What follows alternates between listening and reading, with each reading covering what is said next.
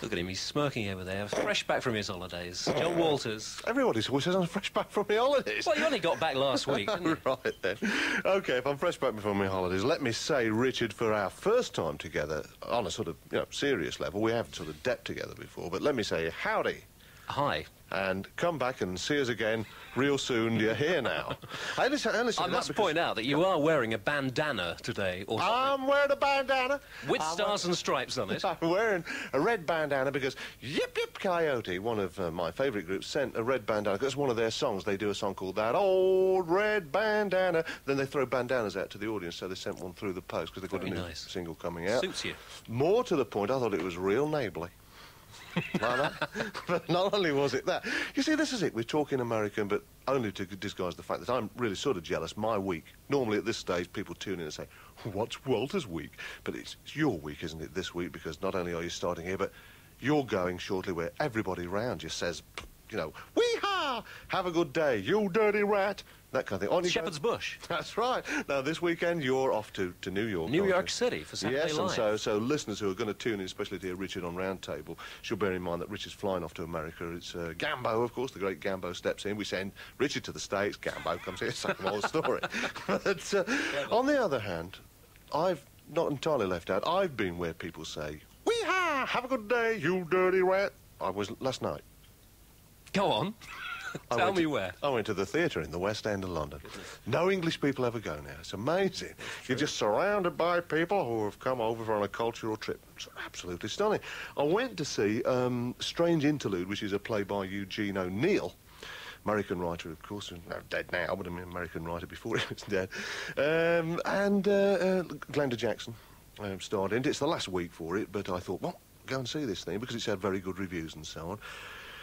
Audience full of Americans there. Well, they turn out, you see, not only Glenda Jackson they've seen on the screen, they know that she is a star because they've seen her on television and so on. At the same time, Eugene O'Neill, to them, is like Shakespeare to us. I mean, the fact he died in something like, I don't know, 1953, something like that, but to them, you see, we have that cultural grasp where we know that Shakespeare, I mean, it goes back long further, he died in 1938, something like that. Absolutely. Exactly, because of our education system and that.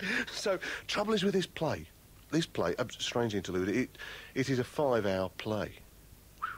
And it's a very interesting play, because a lot of it is in asides. You know what I mean? Somebody will walk on and say, hi, Edgar, it's so wonderful to see you. I don't know why I say that. I hate the sights of the dirty rat. Do you know what I mean? It thinks at the same time you've got to sort that out. And as you get into the style of the play, it becomes fascinating. I found it excellent. I mean, it was 5 hours, but for Americans, to sit 5 hours through, and their lives don't last 5 hours, and I mean, and they made announcements at the start and said, we'd like to announce that there will be sandwiches and coffees available in the bars at the intervals. You get the Americans, sandwiches and coffees, because I mean, the idea of going longer than an hour, then oxygen, oh my God, wake up, Hank, wake up, they're starting to give each other resuscitation, something like oxygen in the mezzanine will be available, that sort of thing, you see. I mean, they expect native bearers. If it goes on more than about an hour and a half, they're into the unknown, totally. There's this sort of... As soon as it got to the second act interval, you could hear people sort of, oh, Hank, leave me here. You go on along. Wayne, would I leave you, the guy who sat next to me in the war playing the harmonica while I warmed my hands at a Vietnamese village? Come on, let's press on. We could destroy roads and schools. There's an old American dream coming out. And their idea, of course, the old Americans, I mean, great drama is anything that's about up to an hour and a half and stars Barbara Streisand. That is pretty straight. I mean, I've only been in America once. You're always in and out like the hokey cokey, you. But once went, and I went to Los Angeles, and I went purely by accident. I looked up a side street, which nobody does in Los Angeles, and I saw this building because I was walking. Can't drive, as you know. Walking? Walking. As you know who used to say walking. But I walked up a side street, and there was the Globe Theatre of Los Angeles, which was a hut, in corrugated iron. And they were doing, I can't miss this, Globe Theatre of Los Angeles, and they were doing Corialanus. I mean, I know obviously you think Corialanus is something you get through sitting on cold steps, but in fact it's a play by Shakespeare that goes on about 3.5 hours about, power and politics and so on in ancient Rome. Not for them. Oh, no. This guy had rewritten the whole thing. And it only lasted an hour. And he'd rewritten it for a Los Angeles audience. So there were lines, I wrote one of them down, I remember it said, do you think With your weak breath, you can't put out the fires that were meant for Rome. Don't make me laugh. I have heard that and I wrote it down. Oh, even better than that, in the Globe Theatre, Los Angeles, the toilets, or the whatever they call them. Johns, I believe. No, they call them something like comfort commodiances or something quite mad, you know. That's, they're actually called Romeo and Juliet. That is true, I swear that. In Los Angeles, you want to go? You're going over to the States? Yes, so yes. you go to Los Angeles and have a look for that. All right, I will do. OK, get a bus. Where are you? New York. Right. You know, Bit of a long way, but yeah, I'll exactly. have to go. Yes, in your lunch break. Right. Anyway, so to press on, obviously I stayed it out, you see. I mean, so did the Americans, because they paid, you know, they're not those sort of people to go. Oh, you're back in London now? Yeah, I'm back in London now. Yes, yeah, sorry about that. Sorry, yes, I dozed off No, for a I'm second. Glenda Jackson. Yeah. You see, I don't know with Americans, do you? They give the impression of being very cultured because of their, like, you know, they know what to say. Do you know what I mean? They stood around having their sandwiches and oxygen and so on in the first interval. They were looking at the posters all around me on the wall of the bar there, and one of them says, "Oh, there's Janet Sussman. There's Janet Sussman there. I saw her in Washington, Hedda Gabler. Did you see her?" And the other one, the girl says something like, "She didn't conform to my preconception of Hedda. She did not conform to that." And I thought, amazing. You know, you think they're all educated. Now, about when I was in Venice last week, same kind of person came up. I was trying to get some money changed, you know, and one of them came up and he was arguing about getting a flight to somewhere, and so he's saying to the Italian girl, what time is this flight? I need to know what. And so she said something like, "It's 1800 hours is the flight." And he says, "Yeah, hold on, little lady, hold on, little senorita. Is that AM or PM?" I thought, oh, no. Anyway, but it was excellent. I mean, I must say, the play was excellent. It was one of those that's written down, the basic skeleton of what happened in the play was like Dynasty. You know, one of those kind of, Howard must never know that Dave has changed sex and become Nigel, who married Garth. Who, you know, that kind of thing, ... Do you need an A to Z bit of string before you can work out what's happened? But it just shows you that even something like, you know, Crossroads, with really excellent acting, you know, and not cardboard furniture and so on, and you know, obviously written by a real sort of, you know, first-class sort of international writer. I mean, you just take a simple idea like that. Excellent. I mean, for 5 hours I sat through, fine. I also went, while I'm doing theatre, I went over the weekend, I had a look in at Sergeant Musgrave's dance, you know, I mean, nurse... Oh, I did that at A-level. Nurses admitted free before 8:30. Sergeant Musgrave's dance, get it? But Albert Finney was doing... So the old Vic, again, full of Americans, of course, all on tour. That's less of a play that I want to see. As you say, you've done it at A-level, you know, but... That's absolutely right, yeah. It's one of those plays, as you know, it's what, 1959, I think, and it was at the time when it was...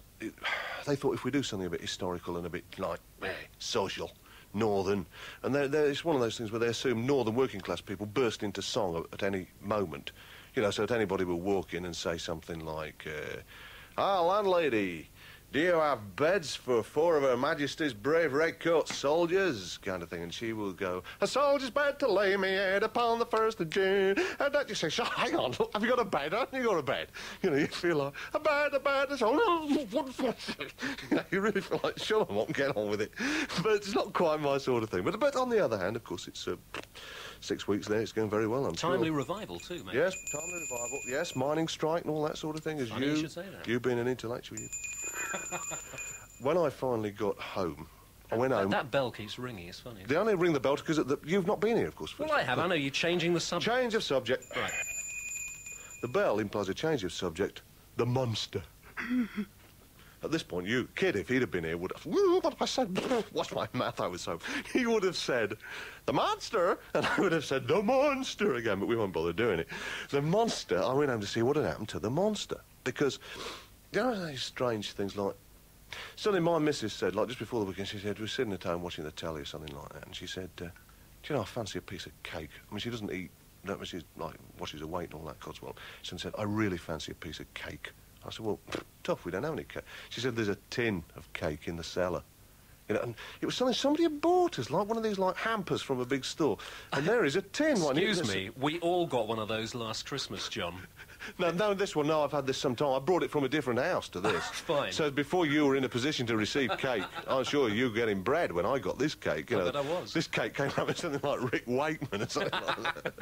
You know, hey, so anyway, I get this cake, and it's in a tin, and it's been, I said, look, it's about 7 years we've had that cake, and she said, that's the truth. He was raising his eyebrows there as if it did come down last year. It didn't at home.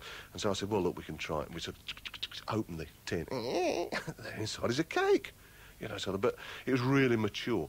Many years, you know, you give people a slice of the cake, and, you know, it's more like alcohol, like it's all maturing in there. People will, piece of cake, you know. My mother, if she could see me now, I'm a ne'er-do-well. Oh, kind of thing. I think, wait, don't give him any more cake.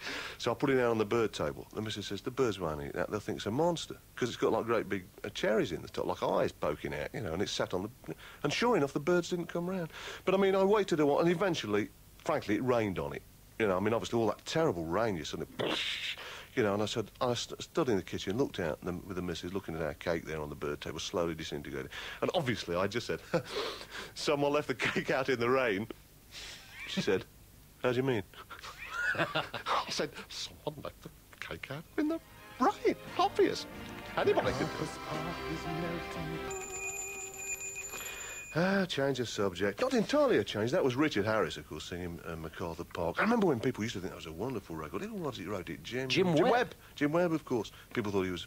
Whatever happened to him? He goes bowling in barns quite a lot nowadays. Oh, Jim Webb goes bowling. He goes bowling in barns. Just shows you. See, once I've always worked with the experts. I mean, the Toblers of this world, you know, the Gambos, Charlie Gillett. I've known them all, Peely. They know what happened to groups. You know, we experts. I class myself, because I'm not really an expert, but I know the experts.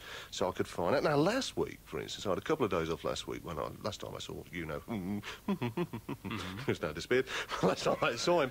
But I was going off to Plymouth, because it's been a long-running saga. I became the chairman of a panel of judges for a big arts competition leading to an exhibition, and Lord Gowrie, our minister, came and opened it, the Minister of the Arts, on Wednesday.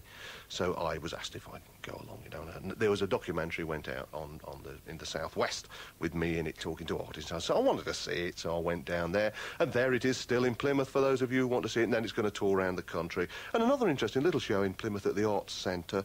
I think it's the Arts Centre in Plymouth, in Lou Street or somewhere like that. Quite a lot of young sort of sculptors and performance people. Helen Chadwick, Rose Garrard got things in there. Mary Mabbott, who was one of the prize winners of the big exhibition, she has got some stuff in there. So I'm just giving a little boost for Plymouth. Why not? I turn up at Paddington to get to Plymouth, you know, and so for me in the queue, standing in the queue, when my missus goes, psst, who's this? Psst, sort of thing. So I said, oh, I know who these people are. These guys in front. And she says, who are they? I said, Haircut 100. That's all it is. She said, that's amazing. You know, I know you've been in the business. How do you know? I said, well, you know, obviously they don't want to be recognised because, you know, they're big stars. Haircut 100. They're taking the train because obviously people expect them to get off the plane at Plymouth and so on. There'll be crowds there, so they're travelling incognito. You know, but we guys, I won't give the game away, but I know, you know, it's Haircut 100. There's certain telltale signs like the clothes, something about the style and the walk, the way they're talking loudly about gigs in Manchester and all that sort of thing. And mainly the way one of them had across his guitar case in 4-inch high white letters, Haircut 100! I thought, well, there you go, that is a clue. That was the vital clue that finally sealed the case, you know.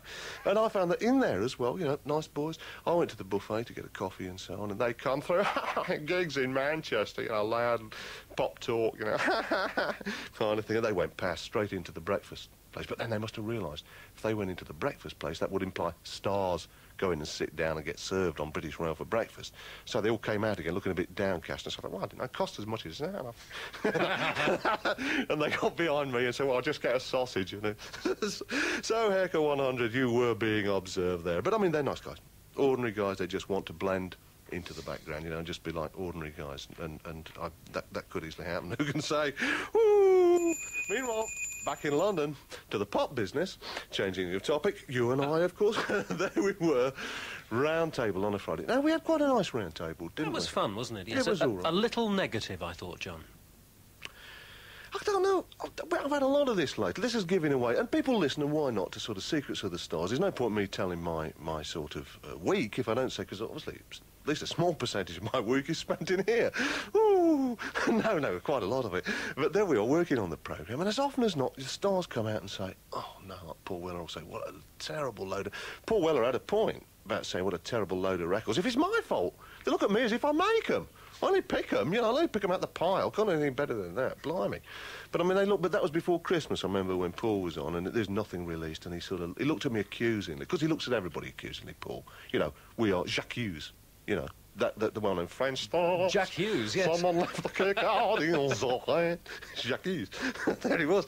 No, but there was Elvis Costello saying, oh, what a week, you know, sort of, thanks very much, in a friendly way.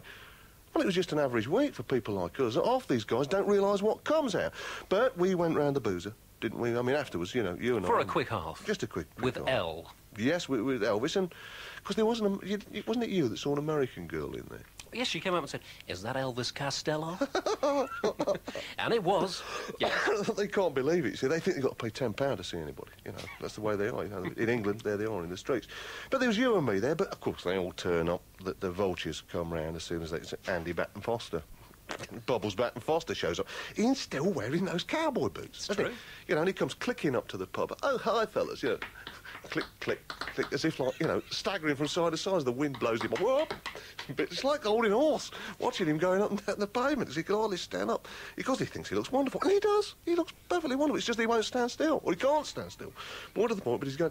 But he didn't buy his round again, did you notice that? Oh, yes. Oh, yes. I think... Because every time he stands up... Look, hi, fellas, his boots are only meant to walk west, you know, and unless you get in the right pub, well, he's off down the street and round the corner.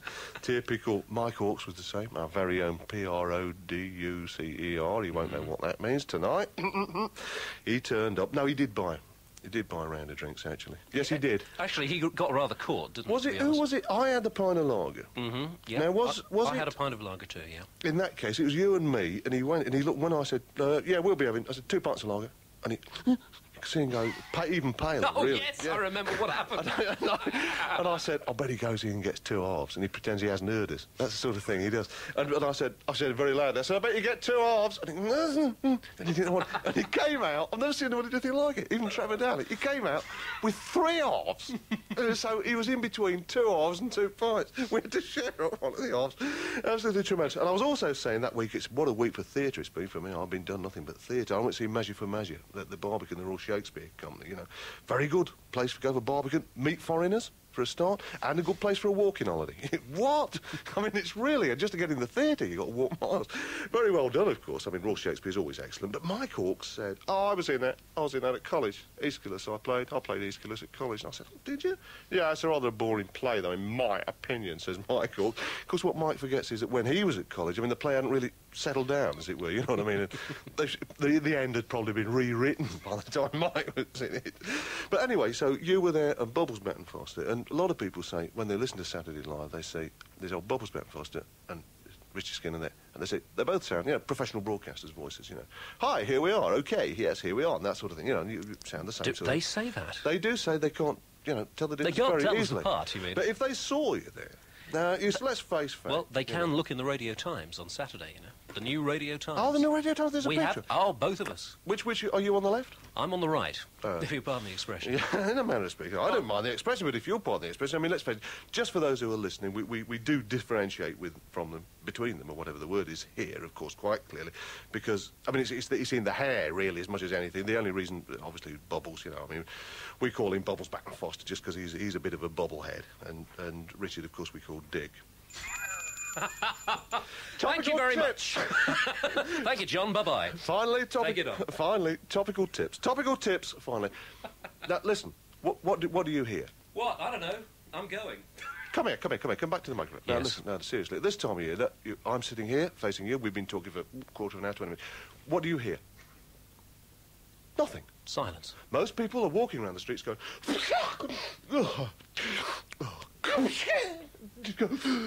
Not me. Not me this year. I used to get hay fever, listeners, really, like everybody else, very badly. I was all going red and all that sort of thing. And I worked it out for myself. Like so many of nature's little tricks, if you sit at home and you think, hey, that could work. Strangely enough, it does. And what I thought was, it's all this pollen going up the old nose, right? The old pollen going up the old nose like that. That's what does it. I suddenly thought, So I get a little tin of Vaseline, like that stuff. I mean, I could say it's petroleum jelly, whatever you want. We know it. Now, I get it, I get a little bit of it, and I suddenly thought... He's doing it now. Well, of course I'm doing it. Oh, goodness Just to show that to stop the things going up the nose, and this worked for me last year, and this is quite serious. If at home, you know, you think, I think it's coming on, it's coming at the back of my... I don't know why it should work. It seems to stop the dust going up there. And you put up each nostril and go up the vet of the Vaseline. That's the right-hand side. The right-hand side, as I'm watching it. Well, so I'm not watching it, it's in my nose. Yes, right. So right nostril. Then you press that side. Just spread it back. Yeah, I get got another fingerful for the other nostril. And I go, no, in the other nostril. And then, not only do I not sneeze, but then I could carry on with my life completely normally. And now, so could I introduce the next record? I'd love to know what you do for your eyes, mate, I tell you. It's section 25, looking from the hilltop. Section 25, and it's called Looking from a Hilltop. Nighttime